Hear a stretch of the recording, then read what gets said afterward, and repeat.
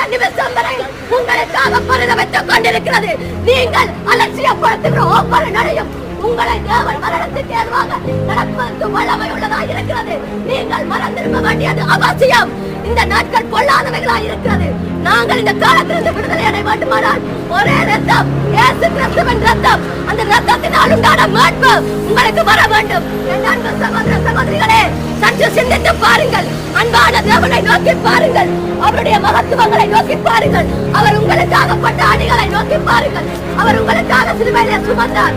அவர் உங்களுக்காக கண்ணீர் விட்டார். அவர் உங்களுக்காக கதறினார். ஒரு காலம் அவைகளை பாரமாக அவர் எண்ணவில்லை. அவர் உங்களுக்காக கடந்து தன்னுடைய ஸ்தானத்தை விட்டு இறங்கி வந்த தேவனை நீங்கள் அறியும்படிக்கு இந்த வார்த்தைகளை உங்களுக்கு சொல்லுகிறோம்.